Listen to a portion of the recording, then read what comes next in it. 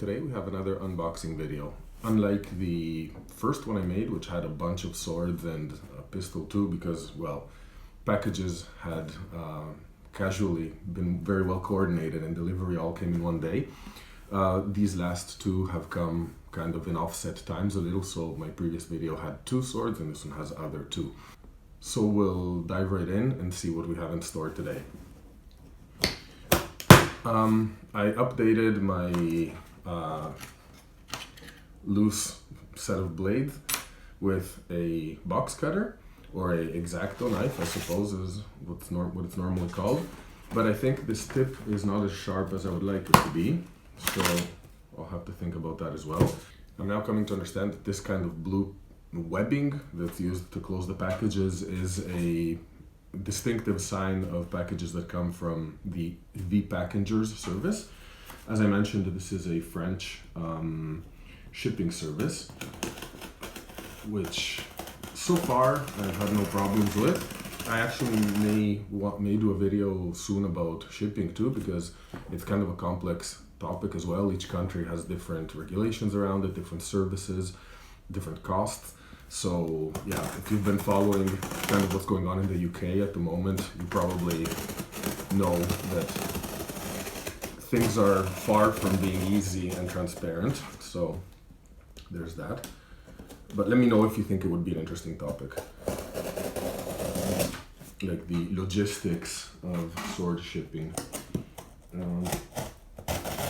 However, in the meantime, we'll focus on this box. Well, this works better than the standing blade. Okay, and again, these are usually packaged pretty well. In this case, both swords seem to be packaged in one pack, which is interesting. Another cool thing, they actually let you know who packed your sword, your objects to. So should you have, I suppose, complaints or positive feedback, you can kind of, well, you know who is to thank or blame. So we'll get this out of the way and get to the actual package itself. So in the last two unboxings, I think we've had really cool swords. Some of them were really swords I had been like looking at or dreaming to own for quite some time. These are going to be, not everything can always be the max peak of amazingness. So I do still think they're interesting swords, but these may be a little less exciting for me at least than the ones we've seen so far. However, the packaging is definitely very well, the swords are well packaged, let's put it that way. And I have a bunch of paper here. It's always exciting, even when the sword isn't your dream sword. It just still feels like opening a birthday present.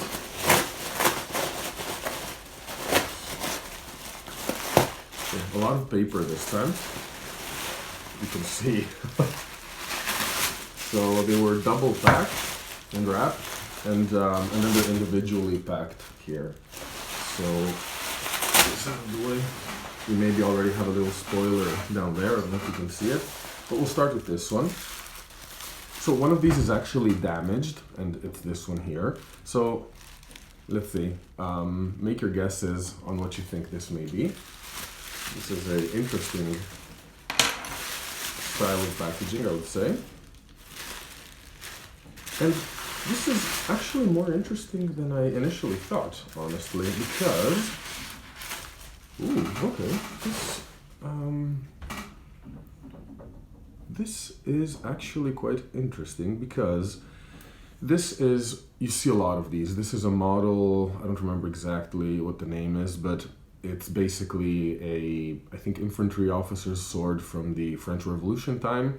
So you can, that is a dead giveaway, is kind of this helmet or Frisian cap pommel, and this kind of shell guard. But when buying it, I was under the impression that this was actually broken because many times this shell guard isn't as bent, of course. It's kind of more straight and it has two lobes. So I had never seen... So I imagined this one to be a broken shell, basically. But what I'm noticing now, and I'll show you really quickly there, is that these edges have been worked to be smooth and rounded. So while you can clearly tell that there was something here because there's like this gap between this metal ring and the fastener here. So you can see that something was there. So obviously it would have been this double lobe, and it's been removed, but it hasn't been removed, like it hasn't broken off, let's say. Or if it has been broken off, someone then at some point decided to round the edges, which may have been a modification of the time, I suppose, because let's assume it's kept on the left side. So the lobe that would be rubbing against the body or the uniform is the side that has been removed. So this is quite interesting.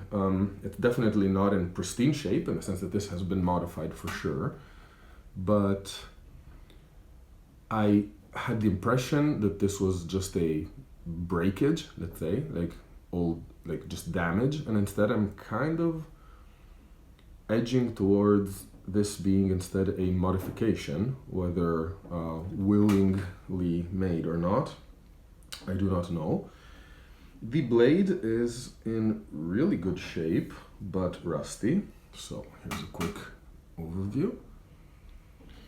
So this is going to be an interesting cleaning project too. There's some nice engravings on it. I see some trophies, a moon, a half moon, which is kind of interesting for swords with these kind of standard engravings.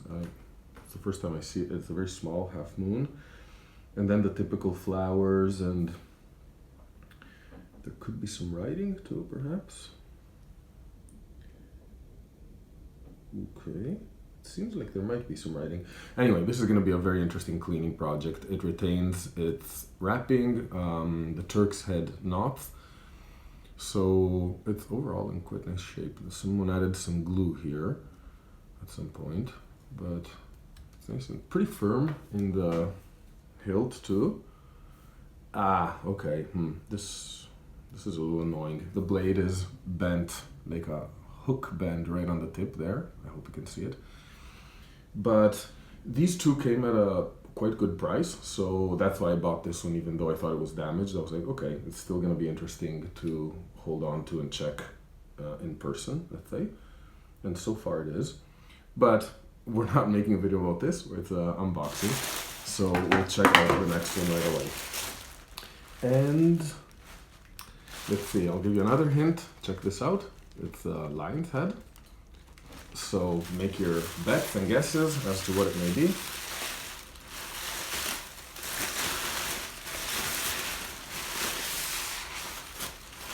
Okay, this one is nice. This one is really nice.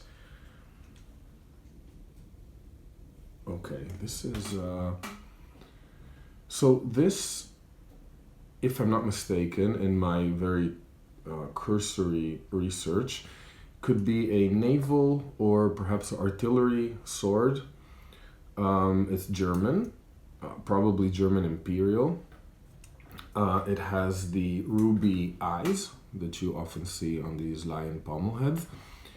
And these come in a variety of different versions. What I think was interesting about this one, and I haven't seen many with it, I'm not saying it's rare, but let's say I personally have not seen many, is the Medusa head you see on the langet. And on the other langet we have a blank shield, where I would assume that was made so that then a coat of arms from perhaps the state, the federal state, German state, would have been added. There are etchings all along the blade, so this is really, really cool. I can't make any of these out. This is another interesting cleaning project. I think there's some writing too, so we may get some further insights once we can actually tell what the decoration is. It has the typical leaves like a branch basically with leaves popping out on each side that comes on the spine. This is pretty typical of German swords. And actually this one, ooh, the spine is decorated pretty far up to here. Usually what I've seen is usually up to here, kind of the first fifth. And also what's really nice about this is that the quillin ends with another animal head. You see there, this is a rather beautiful hilt. Pretty firm in the hilt too. The blade is slender and thin, so I would assume this, and again, this seems to, the owner of these two swords seems to have not been too careful with the tips. Even this one is slightly bent, not as bad as that one, but still perhaps bendable back, I wonder.